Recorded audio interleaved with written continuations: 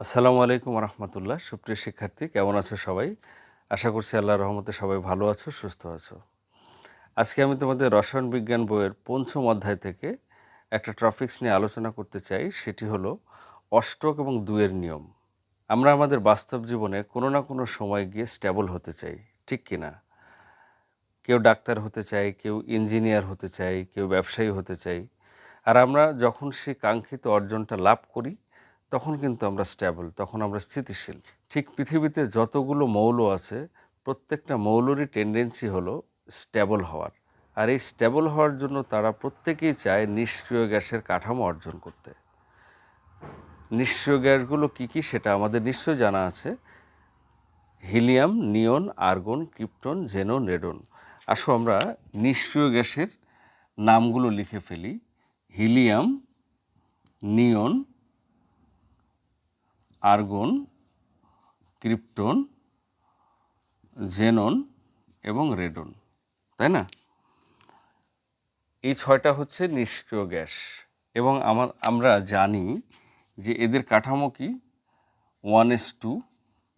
এদের সর্বশেষ কাঠামো নিয়নের কত 10, হিলিয়ামের 2, আর্গনের 18, ক্রিপ্টনের 36, জেননের 54 এবং রেডনের কত 86। আমি শুধু সর্বশেষ কাঠামোটা লিখি। সর্বশেষ কাঠামোতে এদের 2s2 2p6, 3s2 3p6, 4s2 4p6, 5s2 5p6, 6s2 6p6। দেখো এই 6টা নিষ্ক্রিয় গ্যাসের প্রত্যেকের শেষেই কিন্তু একমাত্র হিলিয়াম ব্যতীত প্রত্যেকের শেষে কিন্তু সর্বশেষ শক্তি স্তরে 8টি করে ইলেকট্রন রয়েছে এবং সর্বশেষ শক্তি স্তরের যে অরবিটালটা সেই অরবিটাল পরিপূর্ণ আছে, তাই না? এবং এই জন্যে মূলত এরা স্থিতিশীল। ঠিক পৃথিবীতে যতগুলো মৌল আছে প্রত্যেকটা মৌলই চায় তাদের সর্বশেষ শক্তি স্তরটা এইরকম হোক, এই কাঠামো অর্জন করুক, অর্থাৎ তার সর্বশেষ শক্তি স্তরে 8টি করে ইলেকট্রন থাক। এটি সব মৌলই চায়, ঠিক আছে? তো কোনো মৌল বা কোনো পরমাণু যখন অণু গঠন করে, অণু গঠনের সময় কিন্তু প্রত্যেকটা পরমাণুর সর্বশেষ শক্তি স্তরটা 8টি করে ইলেকট্রন দ্বারা পরিপূর্ণ থাকে, ঠিক আছে? মূলত এটাকেই আমরা বলবো অষ্টক নিয়ম, অণু গঠনের অষ্টক নিয়ম। যেমন আমরা যদি একটা উদাহরণ দিই, দেখো, যেমন আমরা যদি মিথেন অণুর কথা চিন্তা করি, দেখো আমরা জানি কার্বনের সর্বশেষ শক্তি স্তরে কয়টি ইলেকট্রন রয়েছে? 4টি অযুগ্ম ইলেকট্রন, তাই না? 4টি অযুগ্ম ইলেকট্রন রয়েছে সর্বশেষ শক্তি স্তরে। তো এই কার্বন কি করবে? এই কার্বন 4টি হাইড্রোজেনের সাথে এর 4টি ইলেকট্রন শেয়ার করবে। দেখো শেয়ার করে কি করে কার্বন, দেখো তার সর্বশেষ শক্তি স্তরে এই 8টি ইলেকট্রন ফিল আপ করেছে, মিথেন অণু তৈরি করেছে এবং মিথেন অণু তৈরি করার সাথে সাথে কার্বন তার চতুর্পাশে 8টি ইলেকট্রন ফিল আপ করেছে এবং সেই সাথে কিন্তু হাইড্রোজেনও তার দ্বিত্ব পূরণ করেছে, তাই না? 2টি হাইড্রোজেনও কিন্তু নিষ্ক্রিয় গ্যাসের কাঠামো লাভ করেছে, এই যে হিলিয়ামের 2 এবং সেই সাথে কার্বন তার চারপাশে নিষ্ক্রিয় গ্যাসের কাঠামোটা লাভ করেছে। এরকমভাবে আমরা যদি আরও উদাহরণ দিই, যেমন নাইট্রোজেনের সর্বশেষ শক্তি স্তরে কয়টি ইলেকট্রন রয়েছে? 5টি, তার মধ্যে 3টি হচ্ছে অযুগ্ম ইলেকট্রন।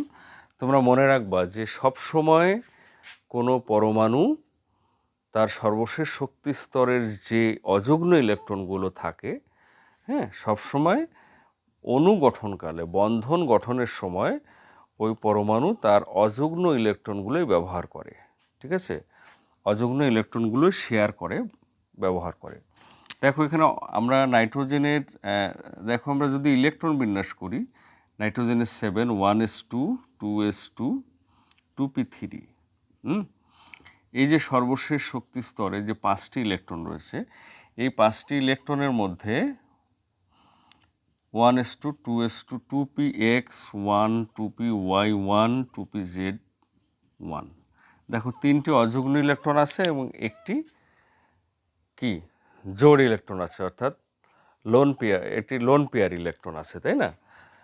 এটা একটা নিঃসঙ্গ ইলেকট্রন জোড় আছে যেটাকে বলা হয়।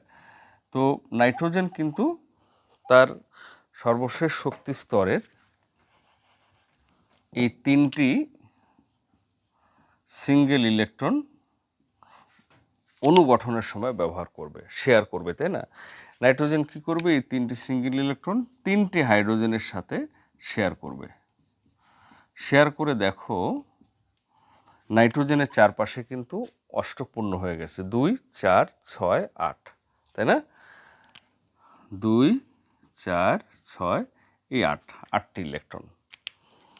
এভাবে কিন্তু প্রত্যেকটা পরমাণুই যখন অণু গঠন করতে যাবে, অণু গঠন করার পরে দেখা যাবে যে তার চারপাশে 8টি করে ইলেকট্রন হয়ে গেছে।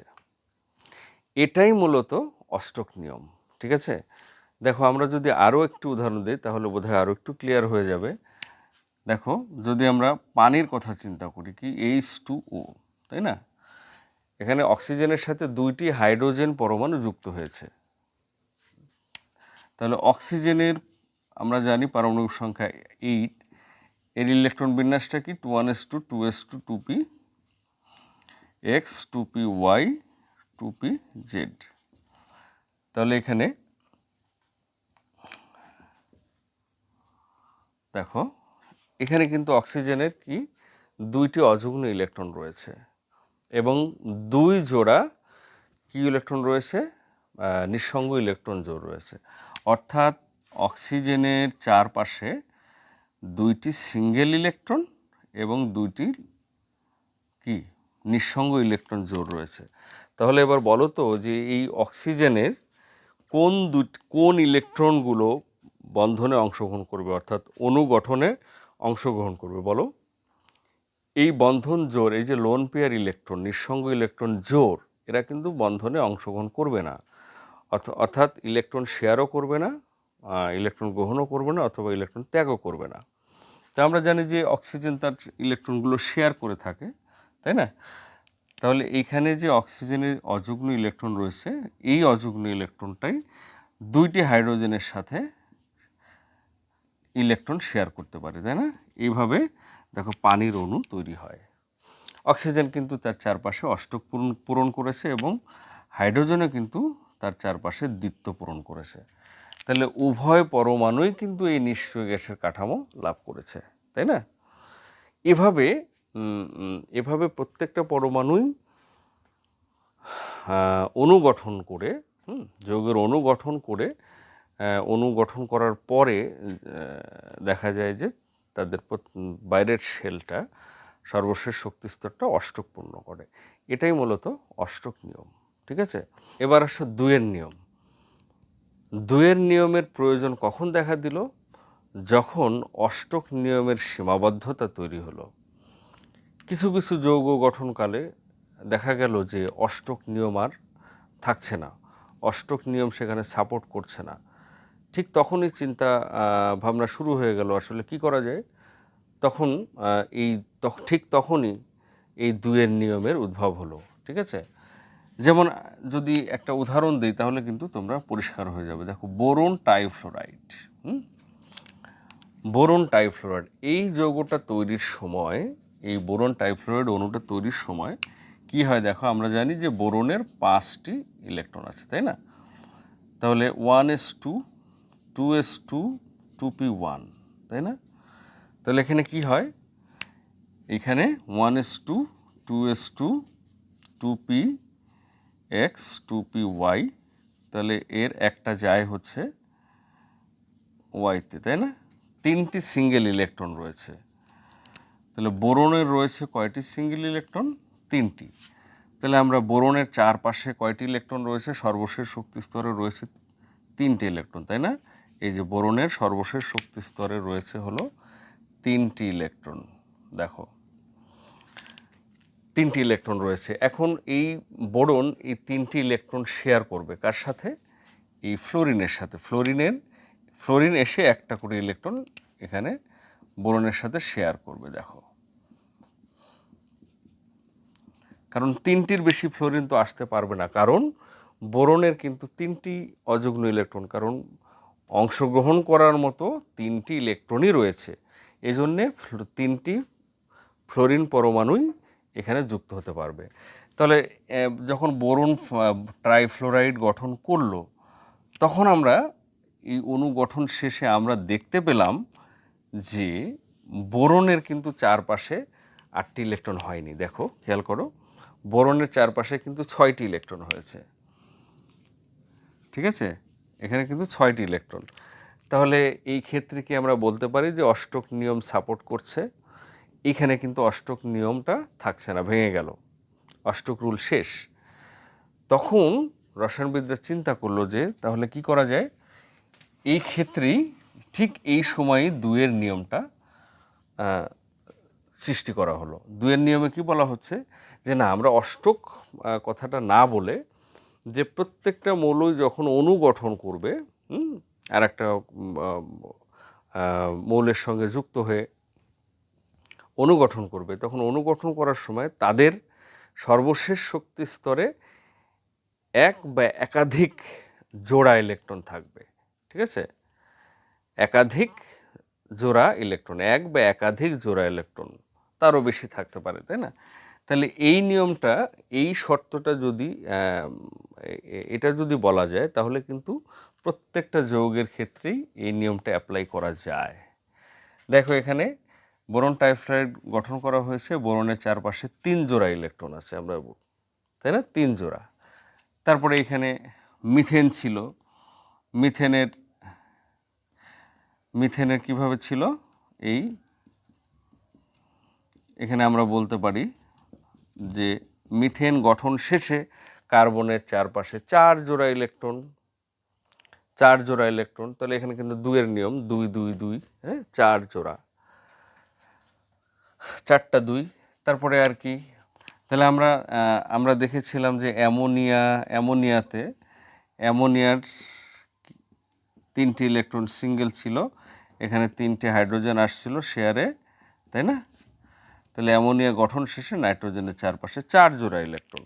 তাহলে এক্ষেত্রে কিন্তু 2-এর নিয়ম অ্যাপ্লিকেবল। এখানে বলা যায় 2-এর নিয়ম সাপোর্ট করে, এখানেও 2-এর নিয়ম সাপোর্ট করে, এখানেও 2-এর নিয়ম সাপোর্ট করে। আবার যখন হাইড্রোজেন অণু তৈরি করবে, তখন কিন্তু এখানেও দেখো হাইড্রোজেনের চারপাশে 1 জোড়া ইলেকট্রন, তাই না? এখানে হাইড্রোজেনের চারপাশে 1 জোড়া ইলেকট্রন। তাহলে এভাবে কিন্তু আমরা প্রত্যেকটা যৌগ গঠনের শেষে আমরা কিন্তু বলতে পারি যে প্রতিটা মৌলের অণু গঠন শেষে সেই মৌলের চারপাশে, প্রত্যেকটা মৌলের চারপাশে কিন্তু জোড়া ইলেকট্রন থাকে, তাই না? তো এটাই মূলত 2-এর নিয়ম, যে এই নিয়মটা সব ক্ষেত্রে কিন্তু অ্যাপ্লিকেবল। এই নিয়মটা কিন্তু সব ক্ষেত্রেই প্রযোজ্য, সব ক্ষেত্রে আমরা অ্যাপ্লাই করতে পারি। পর্যায় সারণীতে 1 থেকে 20 পর্যন্ত যে মৌলসমূহ আছে, এরা কিন্তু খুব ভালো মতো অষ্টক এবং 2-এর নিয়ম মেনে চলে। তো আশা করছি তোমরা খুব ভালোভাবেই এই অষ্টক এবং 2-এর নিয়মটা বুঝলে। খুব কঠিন জিনিস না, খুবই সহজ জিনিস। অষ্টকটা হলো যে, অষ্টক নিয়মটা কি ছিল, আমি আবার একটু রিপিট করছি। অষ্টক নিয়মটা ছিল যে অণু গঠন শেষে আমরা কি দেখতে পাই, যে মৌলসমূহের চারপাশে 8টি করে ইলেকট্রন রয়েছে, 8টি করে ইলেকট্রন থাকে, এটি হলো অষ্টক নিয়ম। ঠিক আছে, কারণ প্রত্যেকটা মৌলেরই একটা টেন্ডেন্সি আছে যে তার সর্বশেষে নিষ্ক্রিয় গ্যাসের কাঠামোটা লাভ করা, তাই না?